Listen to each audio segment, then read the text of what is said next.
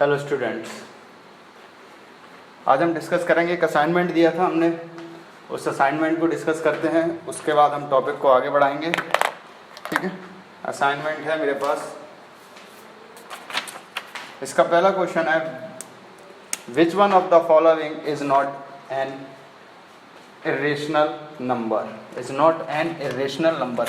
ध्यान रहे, ऐसा नंबर पूछा गया है जो कि इरेशनल नहीं है। जिन्होंने असाइनमेंट सॉल्व कर लिया है वो अपने आंसर्स मैच कर ले, जिन्होंने नहीं किया है या जिन क्वेश्चनों में फंस रहा था स्टूडेंट्स, वो वाले क्वेश्चंस देख ले। ठीक है, जनरली मेरे पास जो क्वेरी आई है वो आई है क्वेश्चन नंबर 5 की, क्वेश्चन नंबर 6 की एंड क्वेश्चन नंबर 10 की। ठीक है, इसके अलावा भी मैं एक साइड से सारे क्वेश्चन डिस्कस कर लेता हूँ। ठीक है, question number 1।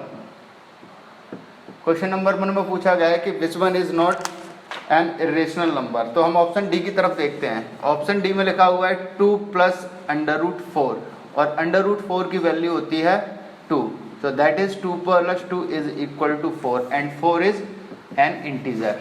So option D is a right answer. Question number 2,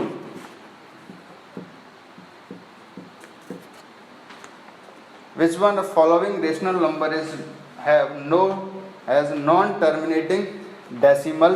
ठीक है, नॉन टर्मिनेटिंग डेसिमल्स का मतलब क्या होता है कि कोई भी नंबर p/q की फॉर्म में लिखा है और p को जब p को q से डिवाइड किया है तो हमारे पास कोई नंबर नॉन टर्मिनेटिंग फॉर्मेट में आ जाए। इसकी पहचान करने का सबसे बढ़िया तरीका होता है कि जो भी डिनोमिनेटर होता है, डिनोमिनेटर जैसे p/q लिखा है तो q is in form of 2 × 5। जरूरी नहीं है कि ऐसा हो, लेकिन हम इस क्या फॉर्म में बना सकते हैं उसको। अब जैसे कि हम क्वेश्चन नंबर इसका ऑप्शन ए देखेंगे। ऑप्शन ए क्या है, 7/5 की पावर 2। तो इसमें 2 की पावर 2 से ऊपर नीचे मल्टीप्लाई कर दिया हमने, तो ऊपर हमारे पास क्या आया, 7 × 2 की पावर 2 डिवाइडेड बाई 10 की पावर 2। और 2 × इसको हम लिख सकते हैं 2 की पावर m मल्टीप्लाइड बाई 5 की पावर n।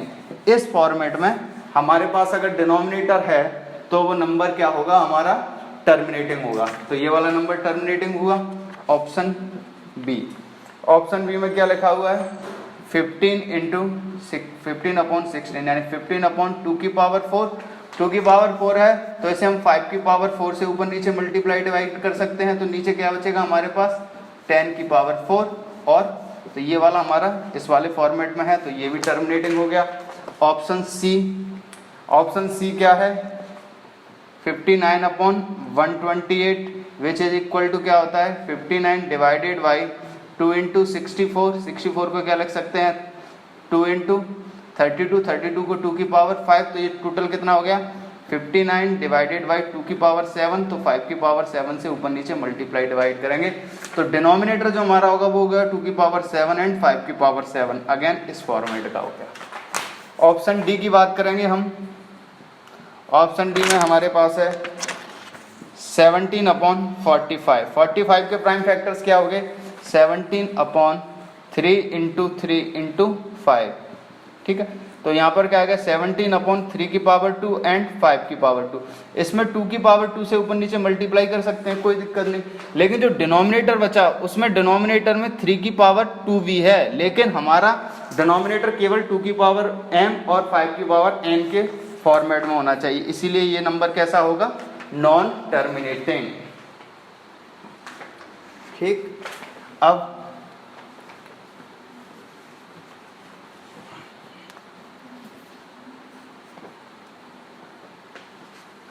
आगे बढ़ते हैं।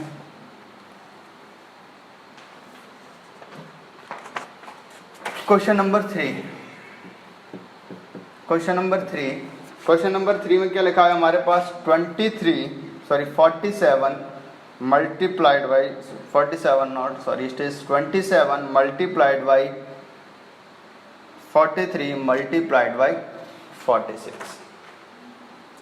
ठीक है, ये हमारे पास लिखा हुआ है। ओके, अब हमें बताना है कि ये नंबर 10 से डिवाइड करेंगे तो कितना हमारे पास रिमाइंडर बचेगा। इस तरह के क्वेश्चंस को करने के लिए हमें क्या करना चाहिए कि ये जो यूनिट प्लेस पे जो नंबर बैठे हैं इनका आपस में मल्टीप्लाई कर लो।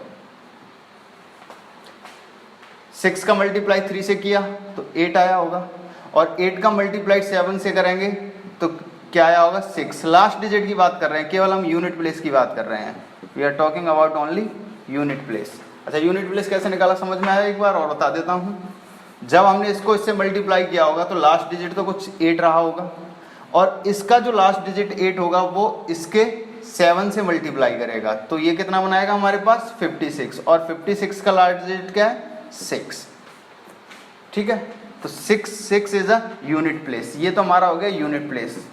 और जो यूनिट प्लेस होता है, जो यूनिट प्लेस पर डेसिमल होता है, वही 10 से डिवाइड करने पर रिमाइंडर आता है। एक छोटा सा एग्जांपल और देख लेते हैं। 11 मल्टीप्लाइड बाई 12 मल्टीप्लाइड बाई 30, ऐसे करके देखो। ठीक है, तो यहाँ पर क्या आया 6, और 6 का मल्टीप्लाइड 1 से करेंगे तो 6, तो फिर से रिमाइंडर क्या आएगा 6 आएगा। ठीक है, कहीं तो आप बाकी मल्टीप्लाई करके इसको देख सकते हैं, और 10 से डिवाइड करके भी देख सकते हैं। दूसरा तरीका ये है, और एक तरीका आपका ये हो गया। क्योंकि जो भी नंबर होगा वो कुछ भी नंबर आया होगा, सपोज करो इसको मल्टीप्लाई करने पर हम कोई भी नंबर मान लेते हैं जिसका यूनिट प्लेस तो 6 ही रहेगा। कोई भी नंबर रहा होगा जिससे 10 से जैसे जैसे डिवाइड करेंगे तो आखिरी में जो बचेगा 6 ही बचेगा।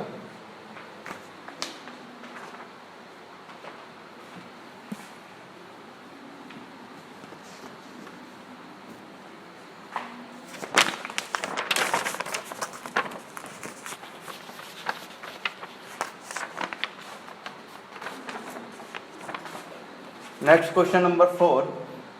अगर क्वेश्चन नंबर 3 समझ में नहीं आया हो तो कमेंट बॉक्स में बता दें। ठीक है, question number 4, pi is an irrational number. ठीक है, इसको याद भी रख सकते हैं हम, that is irrational number.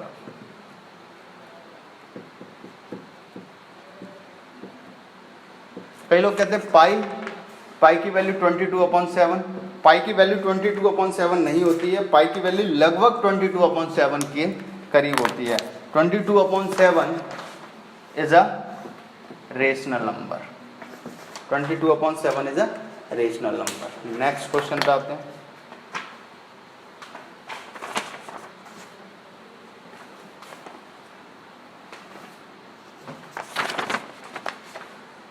Find the maximum value of n such that, ये जो एक्सप्रेशन लिखा हुआ है, it is perfectly divisible by 21 की पावर n। ठीक है, तो सबसे पहले हम ये लिख लेते हैं, ये जो हमारे पास क्या लिखा हुआ है 77 multiplied by 42, 77 multiplied by 42 lights, 77 multiplied by 42 37,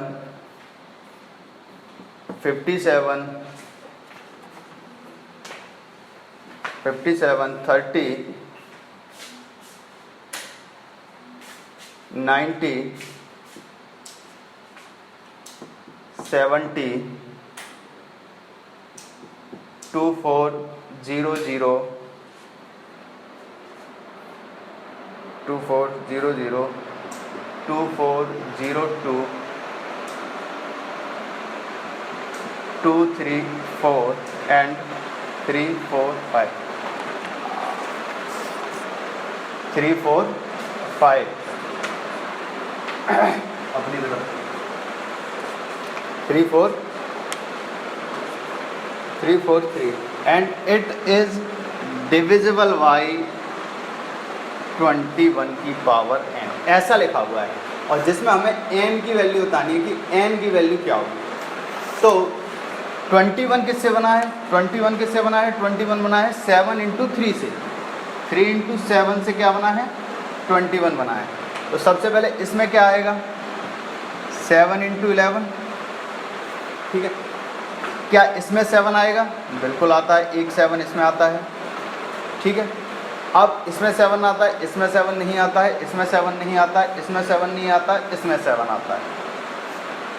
ठीक है, हम केवल अभी 7 के फैक्टर देख रहे हैं। क्लियर?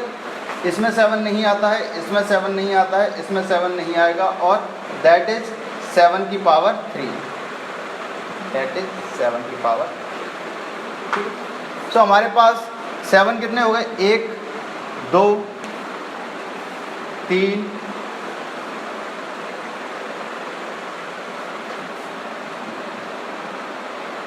और 3 यहाँ पर, टोटल 7 कितने हो गए हमारे पास? हमारे पास total 7 is equal to 6। Total number of 7, total number of 7 is equal to 6। हमारे पास टोटल नंबर ऑफ 7 कितने हैं? 6। अच्छा, अब क्या हमारे पास टोटल नंबर ऑफ 3 भी 6 हैं या नहीं? एक बार वो और काउंट करके देख लेते हैं। तो यही अकेला आई थिंक 3 की पावर 5 दे देता है, यही अकेला 3 की पावर 5 दे देता है। और एक 3 तो हमें कहीं से भी मिल जाएगा, यहाँ से मिल जाएगा एक 3 हमें यहाँ से भी मिल जाएगा, एक 3 हमें यहाँ से भी मिल जाएगा। तो हमारे पास 3 की तो कोई कमी नहीं है, लेकिन 7 तो हमारे पास 6 ही है। तो हमारे काम में कितने आएंगे टोटल? 3 ही 6 हमारे पास काम में आएंगे। तो नंबर ऑफ 3 हमारे पास मोर देन 6 है। तो काम वाले कितने हैं? हम यहाँ पे लिख सकते हैं काम वाले कितने? 6। तो टोटल कितने 21 बन जाएंगे हमारे पास? 21 की power n is equal to 21 की पावर 6 हो जाएगा, क्योंकि 7 बार 6 7 बार है, सॉरी 7 6 बार है, 3 भी 6 बार है, मल्टीप्लाई होंगे तो 21 की पावर 6 बन जाएगा। तो ऊपर अगर यहाँ पर भी 21 की पावर 6 हो जाएगा, 21 की पावर 6 हो जाएगा, तो ये पूरा का पूरा इससे डिविजिबल हो जाएगा। इस तरह से हम इस क्वेश्चन को सॉल्व करेंगे। तो option D, option D. Next question,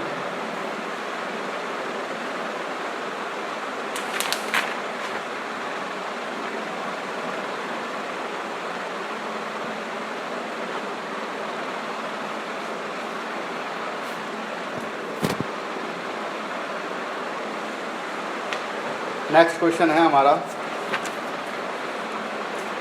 a number when divided bye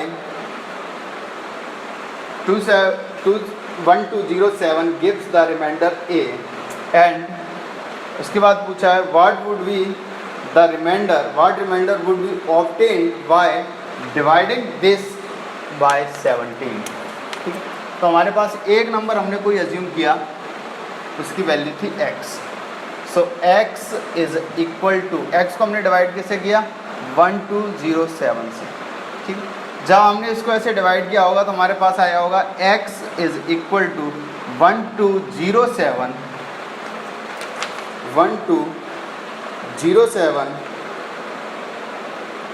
multiplied by कोई नंबर रहा होगा q, और प्लस रिमाइंडर कितना? 88। प्लस रिमाइंडर कितना हमारा? 88। ठीक है, अब इसी नंबर को हमने किससे डिवाइड किया? 17 से। तो चलो इस नंबर को एक बार हम 17 से डिवाइड करते हैं। x divided by 17 is equal to, ये पूरा नंबर 1207 multiplied by q plus 88 divided by 7। अब कुछ ऐसा किया जाए, क्या इस पूरे में से कहीं से कुछ 17 कॉमन आ सकता है? 17 कॉमन आ सकता है कि नहीं आ सकता है? तो सबसे पहले हमें एक काम करते हैं, इस वाले नंबर को हमने अब क्या किया, हमने सोचा इसको लिख सकते हैं 17 × 5 + 3, 17 × 5 + 3 88, या हमने ये मान लिया 88 को 17 से डिवाइड किया, तो 5 टाइम्स। ठीक है, कितना आ गया? 85 सॉरी 80।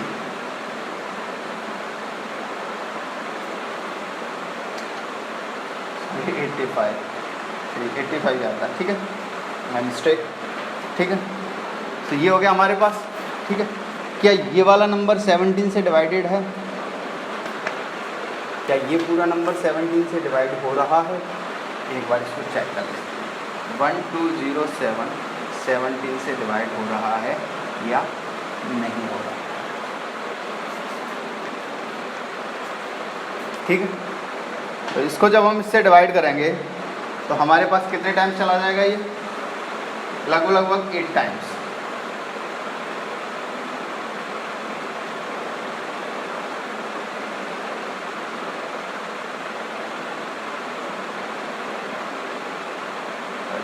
8 से ज़्यादा हो रहा है 7 टाइम, 7 टाइम से ट्राई करेंगे 9, 7 इंटू 7 और प्लस 4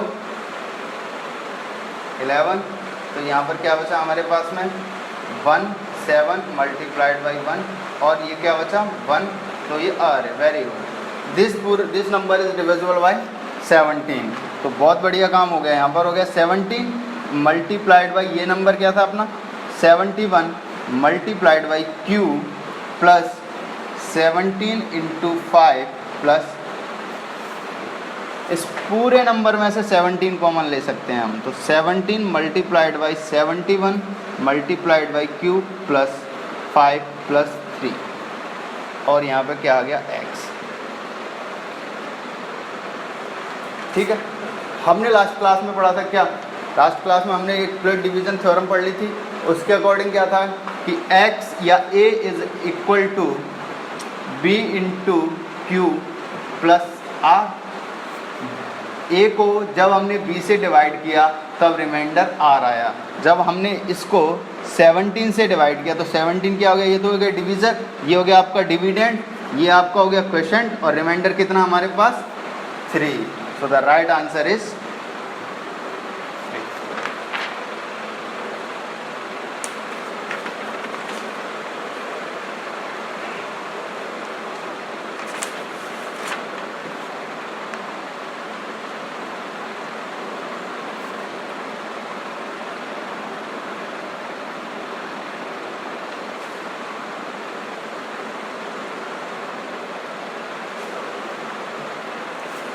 ठीक है। Which one is divisible by 3 in following. हमने पढ़ा था कि एक नंबर एक नंबर किसी एक से डिविजिबल होता है, 3 से डिविजिबल होता है। वो नंबर या तो फॉर्मेट में होते हैं n, n+2 और n+4। यहाँ हम एक काम करते हैं, इसमें n की वैल्यू रख के देख लेते हैं। n इज इक्वल टू 1 मान लो। चलो ऑप्शन को सबको चेक करके देखते हैं, सारे ऑप्शन को चेक करके देखते हैं। n इज इक्वल टू 1 क्योंकि n belongs to natural number और नेचुरल नंबर का पहला ही एलिमेंट ले लेते हैं 1। तो अगर पहले ऑप्शन ए में रखेंगे तो क्या हो जाएगा 1 is not divisible by 3। Option B क्या हो जाएगा 1+2 विच इज इक्वल टू 3 और यहाँ पे क्या हो जाएगा सी क्या हो जाएगा 1+4 विच इज इक्वल टू 5 और डी ऑप्शन क्या हो जाएगा आपका n की वैल्यू तो 1 हो गई, 1 और 3 और n+4 लिखा हुआ है वो। ठीक है, इसमें साफ नहीं होगा तो बता देता हूँ मैं 5। तो ये वाला ऑप्शन बी इसमें सेटिस्फाई कर रहा है और ऑप्शन डी सेटिस्फाई कर रहा है। क्या n इज इक्वल टू 2 के लिए b हम रखेंगे तो n इज इक्वल टू 2, यहाँ पर क्या हो जाएगा 4, यहाँ पर क्या हो जाएगा 6 और यहाँ पर क्या हो जाएगा 2, 4 और 6।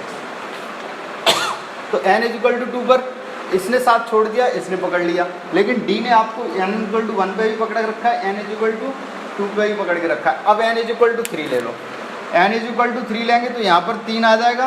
तो आपका b ऑप्शन कितना हो जाएगा n इज इक्वल टू 3 रखने पर यहाँ पर 5 हो जाएगा, n इज इक्वल टू 3 रखने पर यहाँ पर क्या हो जाएगा 7 और डी ऑप्शन क्या हो जाएगा 3 और 5 और 7। स्टिल ऑप्शन 3 आपको बार बार साथ दे रहा है। तो the right answer is option D. ये तो बार बार एक दूसरे को फ्लक्चुएट कर रहे हैं।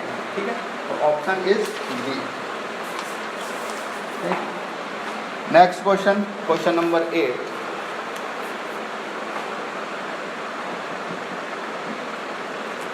क्वेश्चन नंबर 8,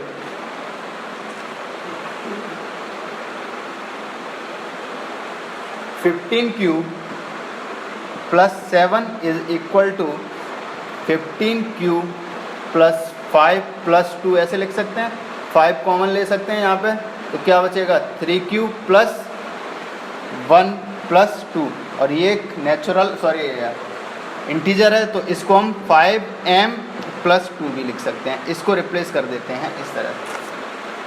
पिछले वाले टर्म पे हमने जो क्वेश्चन किए थे उसमें कई बच्चों को कन्फ्यूजन आ रहा था कि इसकी जगह पर ये कैसे लिखते हैं। बेसिकली ये एक इंटीजर है, ये एक इंटीजर है और इसको हमने ये ऐड कर लिया कि m भी एक इंटीजर ही है, लेकिन इतना बड़ा ना लिखते हुए हम ऐसा लिख देते हैं इसको। ठीक है, चलिए नेक्स्ट क्वेश्चन प्राइम फैक्टराइजेशन करने हैं, सब लोग कर लेंगे आई होप, ठीक है। और क्वेश्चन नंबर 10 और सॉल्व कर देते हैं आप लोगों के लिए, ठीक है। क्वेश्चन नंबर 10 में क्या है कि नंबर आपको दे रखे हैं इस रेशियो में, तो एक नंबर हो जाएगा x, एक दूसरा नंबर हो जाएगा 2x और 3x। इन सब का HCF कितना निकलेगा, x and x is equal to 12, तो द नंबर इज 12, 24 एंड 36, 12, 30, ठीक। ये आपका क्वेश्चन सॉल्व हुआ, ठीक है। ये आपका हो गया। आज हम आपको एक असाइनमेंट और देंगे, वो आप लोगों के लिए असाइनमेंट रहेगा। अब इसके आगे का फर्दर डिस्कशन करते हैं, इसके आगे क्या पढ़ना है।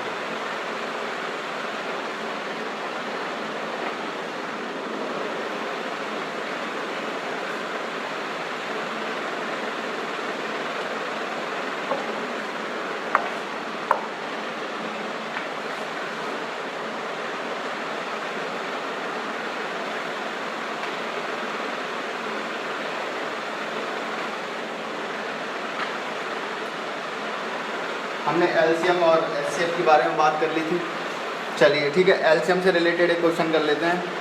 Find the smallest number, find the smallest number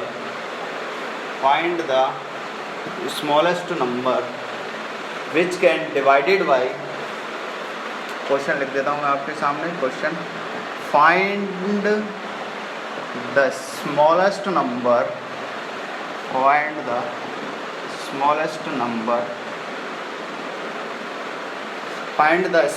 number which can divided by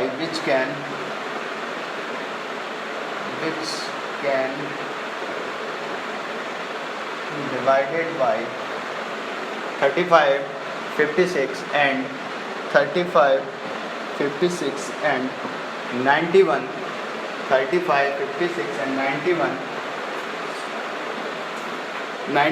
and leaves the remainder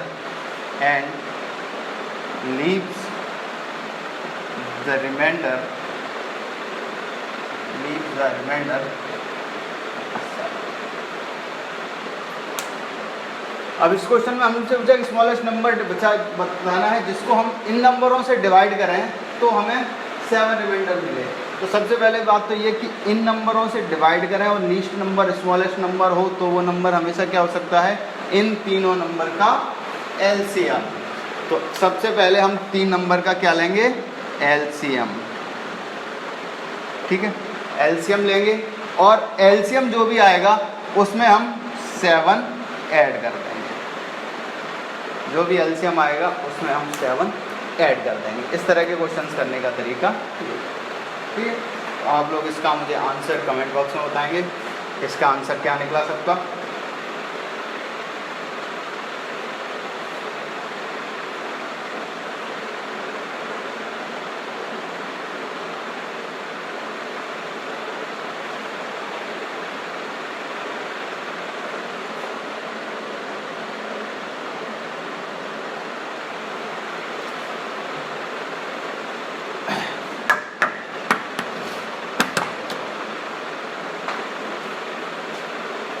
चलिए अब बात करते हैं एचसीएफ निकालने का तरीका। अच्छा, एचसीएफ निकालने का एक तरीका होता है इक्विड मेथड, जिससे हम एचसीएफ निकालते हैं। उसका तरीका क्या होता है वो बता देता हूँ मैं आपको। उसमें क्या रहता है कि अगर कोई नंबर ए है, अगर इस नंबर को ए को हम कैसे लिख सकते हैं, b into Q plus R, ठीक है। अगर if r is equal to 0 then b is HCF of, if r is equal to 0 then b is HCF of AB, ठीक है। हमारे पास कोई 2 नंबर होंगे ए बी, इनको हम इस तरह से लिख सकते हैं, ठीक है। अगर r is not equal to 0, अगर r is not equal to 0 तो हम क्या करते हैं, हम b को तो यहाँ लिख देते हैं b और r को फिर हम यहाँ लिखते हैं और plus R1 multiplied by Q1। अब हम यहाँ से क्या निकालते हैं, हम यहाँ से एक रास्ता निकालते हैं। अब हम कहते हैं कि B और R को हम इस तरह से लिख सकते हैं, तो R1 is equal to 0। If R1 is equal to 0 then R is HCF of AB। If R is not equal to 0, अगर R is not equal to 0 गया तो फिर हम R को यहाँ पे लिखेंगे और R1 को हम यहाँ पर लिखेंगे इज प्लस R2, और यहाँ पर क्या आएगा, एक क्वेश्चन आएगा, यानी कि जब हम R और R1 को इक्विड लीमा के फॉर्म में लिखेंगे तो यहाँ पर आ जाएगा कुछ, यहाँ पर आया था Q1, यहाँ पर आ जाएगा Q2। If R2 is equal to 0 then R1 is a HCF, R1 is HCF and so on and so on। ये इसको करने का तरीका है।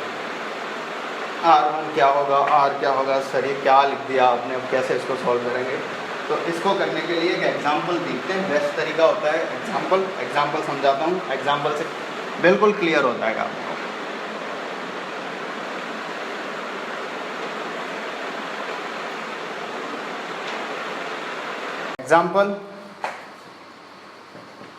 एग्जाम्पल हम छोटा सा एग्जाम्पल लेते हैं। 481 और 33 के बीच का HCF क्या होगा, ठीक है। तो सबको पता है ये नंबर छोटा है इस नंबर से, तो हम 481 is equal to 33 plus remainder कुछ ऐसा लिखेंगे, और यहाँ पर क्या नंबर आएगा और यहाँ पर क्या नंबर आएगा, उसके लिए हमें 33 का इसमें डिवीजन करना होगा, ठीक है। तो इस वाले पोर्शन में हम डिवीजन पोर्शन रखते हैं इसको, और 481, ठीक है।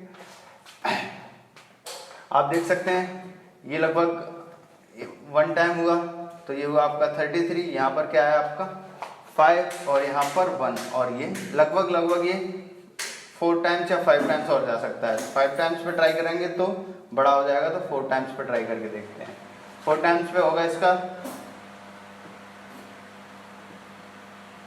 ठीक है, 132, और यहाँ पर आएगा इसका 9 1, तो इसको हम लिख सकते हैं 19, अच्छा सॉरी 14, और रिमाइंडर क्या बचा हमारा 19। क्लियर।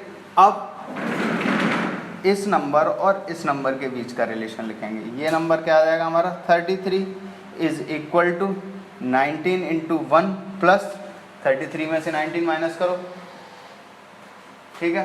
13 में से 9 माइनस करेंगे तो कितना बचेगा हमारे पास 4, और यहाँ पर क्या बचेगा 1, ठीक है, प्लस 14। अब 19 को लिख लेंगे, 19 is equal to 14 into 1 plus 5, फिर के इसको लिखेंगे 14 इज इक्वल टू 14 कहाँ पर आ जाएगा, यहाँ पर 5 कहाँ पर आएगा, यहाँ पर, ठीक है। तो ये क्या आ जाएगा हमारा 2 प्लस 4। अब कौन आएगा हमारे पास 5 यहाँ पर आएगा, 5 is equal to 4 into 1 plus 1। अब क्या आएगा हमारे यहाँ पर 4 यहाँ पर आएगा, 4 is equal to 1 into 4 plus 0। So आखिरी में क्या बच रहा है 1। Then HCF is equal to 1, ठीक है। तो HCF is equal to 1।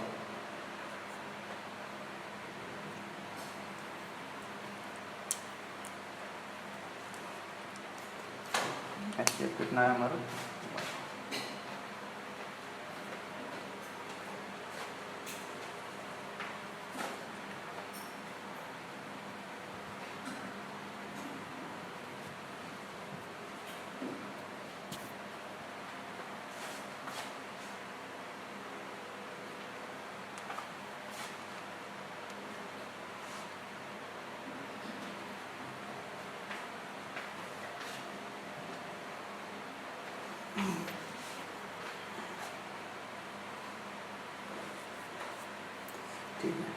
Next question करते हैं। हमारा नेक्स्ट क्वेश्चन हम नंबर 2 ले लेते हैं। 125 76 और एक नंबर है 4052। ठीक है, इस वाले में करते हैं। ठीक, तो फिर से हमको क्या करना पड़ेगा, फिर से वही पूरा स्टेप हमें क्या करना पड़ेगा, फॉलो करना पड़ेगा। फॉलो करना पड़ेगा तो सबसे पहले क्या नंबर लिखेंगे, ये वाला नंबर बड़ा है तो ये वाला बड़ा नंबर हम लिखेंगे। यहाँ पर कितना आ जाएगा, 12576 इज इक्वल टू 4052 और यहाँ पर कुछ पोर्शन बचेगा प्लस रिमाइंडर। फिर से डिवीजन 5052 का इसमें डिवीजन करेंगे तो 12576 में इसको डिवाइड करके देखेंगे हम। तो डिवीजन लगभग करीब करीब जाता है हमारा 3 टाइम्स, बिकॉज हम देख सकते हैं कि ये 4 है ये 12 है, तो लगभग 3 टाइम्स जाएगा। तो जब 3 टाइम्स जाएगा तो इसका इससे मल्टीप्लाई करेंगे, इससे इसका मल्टीप्लाई करेंगे तो कितना आ जाएगा 3 टाइम्स। जैसे हमने इसका मल्टीप्लाई किया तो यहाँ पर क्या आएगा 6, यहाँ पर कितना हो जाएगा 15 और यहाँ पर 12, तो 0 और यहाँ पर 2, यहाँ पर 4, क्रॉस क्रॉस, क्या बचा रिमाइंडर हमारा 420। अब 420 रिमाइंडर बचा। अब आगे की कहानी किन दोनों के बीच में होगी, आगे की कहानी इन दोनों नंबर्स के बीच में, इन दोनों नंबर्स के बीच में लिखेंगे तो यहाँ पर क्या आ जाएगा, यहाँ पर आएगा आपका 4052 is equal to 420 multiplied by कोई नंबर प्लस रिमाइंडर। ठीक है, आप देख सकते हैं लगभग अगर इसको 10 टाइम्स करेंगे तो लगभग इतना पहुंच जाएगा, इससे थोड़ा सा बड़ा चला जाएगा तो लगभग 9 टाइम्स। तो 9 से जब इसको मल्टीप्लाई करेंगे तो कितना आ जाएगा हमारे पास, 4052 में से ये माइनस करेंगे तो 0, 18, 1, 36 एंड 37, तो दैट इज 2, 7, 3 कैंसिल, 372, तो रिमाइंडर आ गया हमारे पास 372। अब 372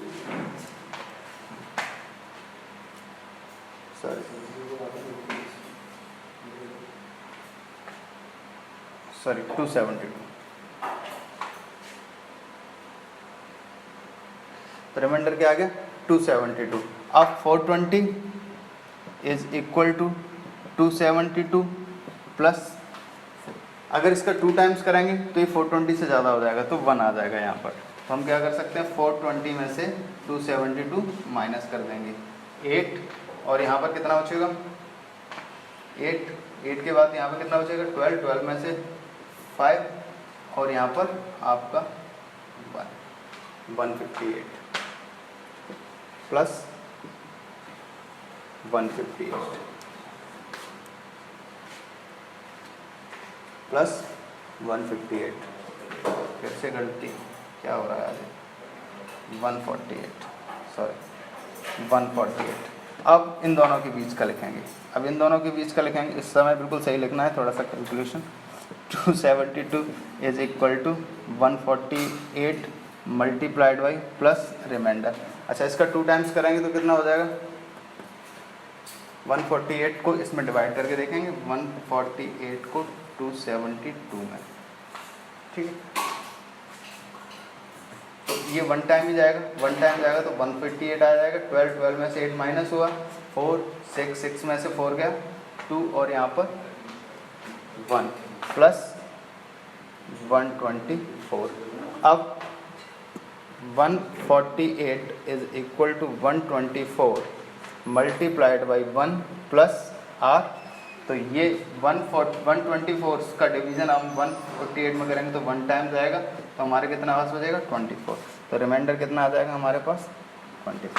अब फर्दर इन दोनों को लिखेंगे, 124 इज इक्वल टू कितना 24 प्लस रिमाइंडर। 24 का कितने बार डिवीजन हो जाएगा, 124 में डिवाइड करके देखेंगे, 24 का डिवीजन करेंगे 124 से। ठीक है, तो लगभग आपका चला जाता है ये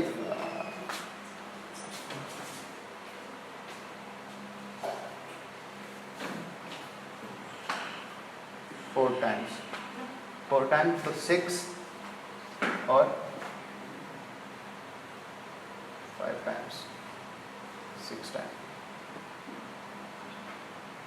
5 टाइम्स कितना बचेगा हमारे पास 0, 120, ठीक है।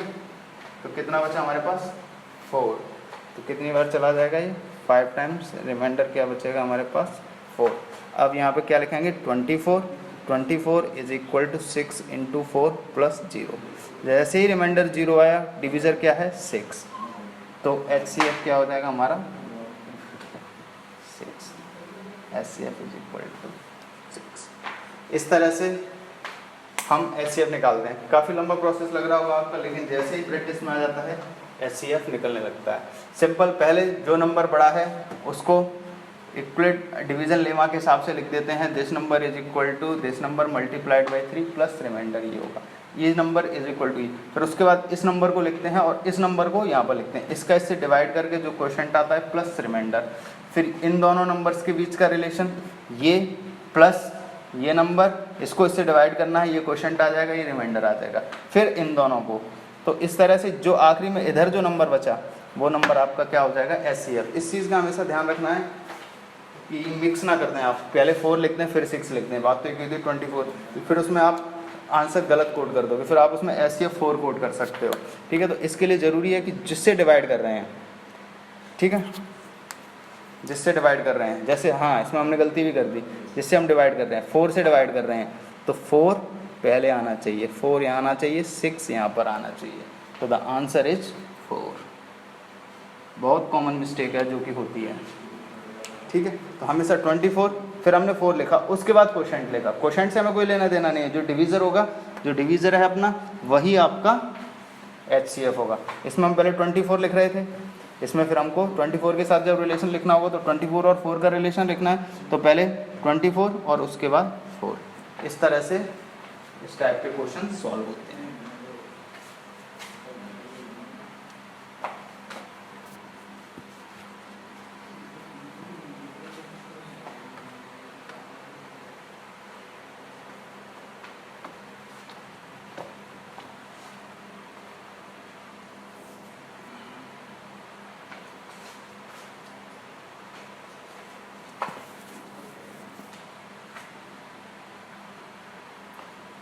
अब अगर ये तो 2 नंबर की बात होगी, अगर 3 नंबर्स में बात कर रहे हो तो फिर कैसे इस क्वेश्चन को करेंगे।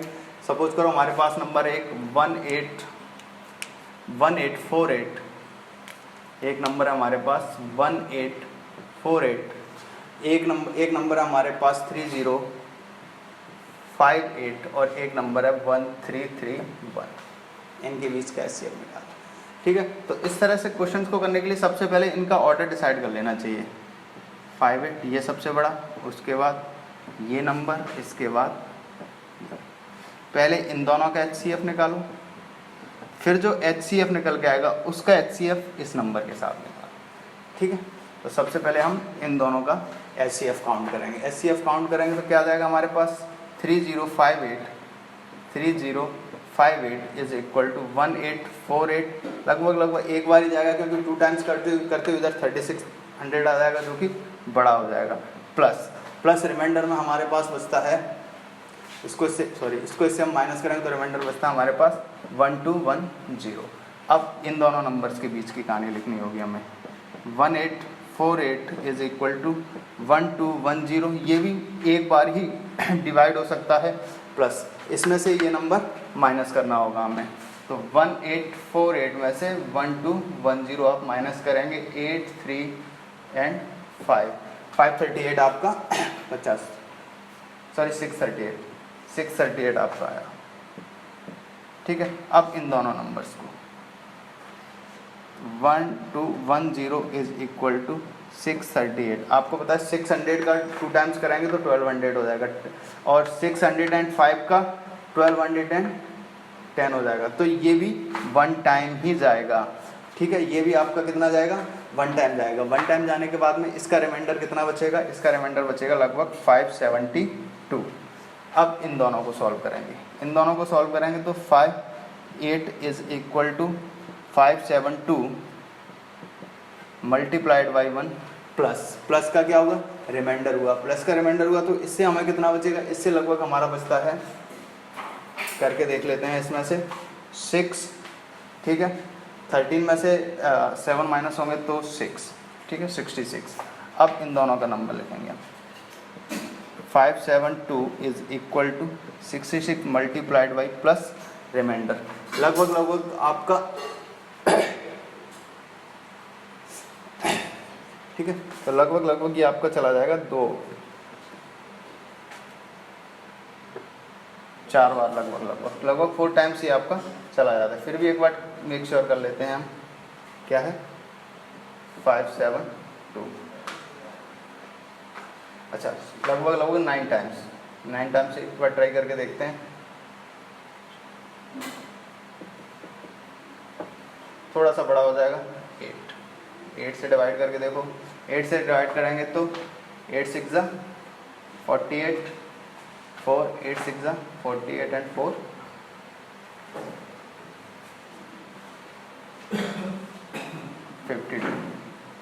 52, तो ये कितना बचा हमारे पास 4, और यहाँ पर कितना बचा हमारे पास 6 में से 2 गया तो 4, कितना 44 की एलसीएम का रिमाइंडर आएगा कितना 44 और 8 टाइम्स। अब क्या लिख सकते हैं 66 is equal to 44 multiplied by 1 plus remainder कितना बचेगा 22। अब 44 को क्या लिख सकते हैं हम 22 मल्टीप्लाइड बाई 2 प्लस 0। जैसे ही 0 आए यहाँ पर कौन है 22, तो इन दोनों का HCF क्या हो गया, HCF इज इक्वल टू 22। अब 22 और इस नंबर के बीच का HCF निकालेंगे। नाउ सेकेंड पार्ट में जाएंगे हम। Now HCF between 22 and 1331 and so on. इस तरह से हम 1331 is equal to 22 plus remainder.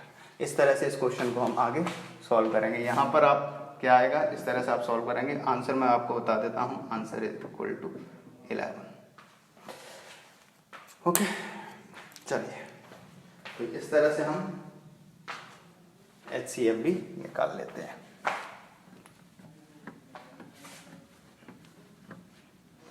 इस चीज़ का ध्यान रखना है कि ये जो नंबर आएगा, इसको करने के लिए यही चीज़ का ध्यान रखना है। जैसे ये जो नंबर था अपना 66 को हमने यहीं बिठाला है और इस नंबर को यहाँ बिठाला। ये जो इधर जो नंबर बिठाल रहे हैं वही एक समय पर आपका HCF देगा। इनको आप फ्लिप ना करें, फ्लिप कर देंगे तो आपका कंफ्यूजन आपको आ जाएगी और आपका आंसर भी गलत आ सकता है।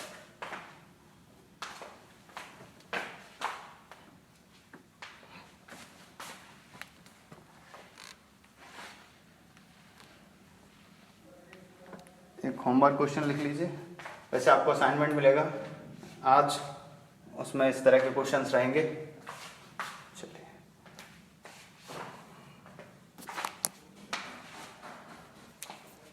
ओके।